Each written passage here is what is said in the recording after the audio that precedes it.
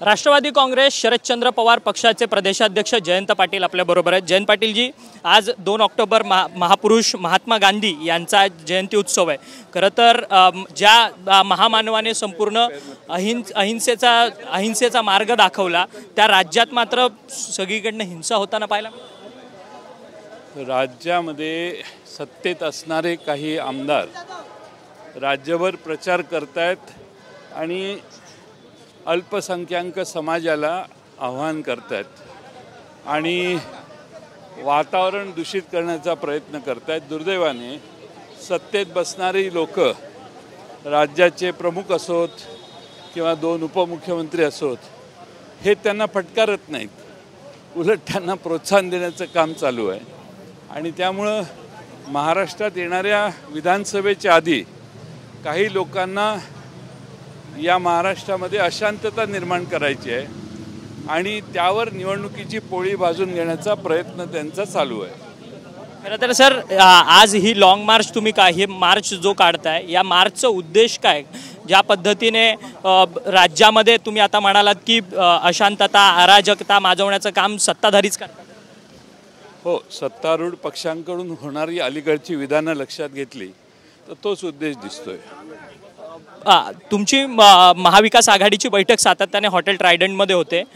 जागा वाटप कुठेपर्यंत येऊन ठेपलेलं आहे? कारण की अनेक बातम्या ज्या आहेत त्या समोर येताना पाहायला मिळतात की आज होणार जागा वाटप, उद्या होणार, अनेक जागांवरती तिढा आहे, भांडणं होतात तुमच्या महाविकास आघाडीमध्ये, सत्य काय?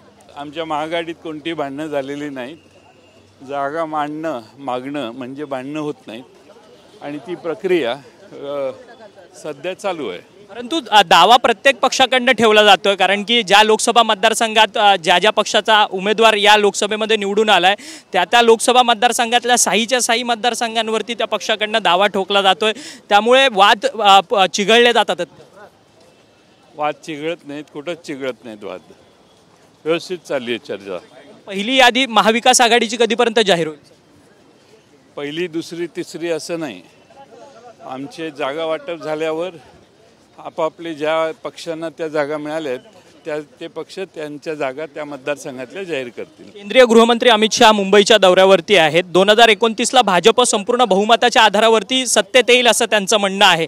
2024ला आम्ही मित्रपक्षांच्या सहारे संपूर्ण सत्तेत येऊ असं त्यांचं म्हणणं आहे। या विधानाकडे कसं पाहता?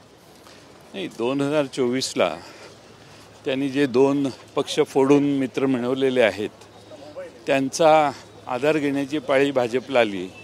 तो पक्ष 2029ला सत्तेवर कसा येणार? परंतु त्याच्या ताकदीवर। परंतु जयंत पाटील जी, ज्या राज्यामध्ये भाजप मित्रपक्ष जोडतो तो मित्रपक्ष संपवतो, अशी अशा अनेक बातम्या आहेत। याकडे कसं पाहता? मग 2 मित्र आता या राज्यात त्यांचे आहेत ते देखील संपतील का? ते मित्रांच्यापैकी बरेच लोक एखाद्या वेळी कमळावर उभे राहिले असते, पण आता परिस्थिती कमळाची अवघड आहे म्हणून ते दोघं कमळावर उभे राहत नाही। त्यामुळं 2029ला हे दोन्ही पक्ष शेवटी त्यात विलीन होतील आणि मग कमळाचं राज्य एकमुखी आणण्याचा प्रयत्न करतील। खरं तर धन्यवाद, तुम्ही आमच्याशी बातचीत केली होते। जयंत पाटील जे राष्ट्रवादी काँग्रेस पक्षाचे प्रदेशाध्यक्ष आहेत आणि संपूर्ण मार्च जो आहे तो आता रिगल सिनेमाजवळ पोहोचलेला आहे।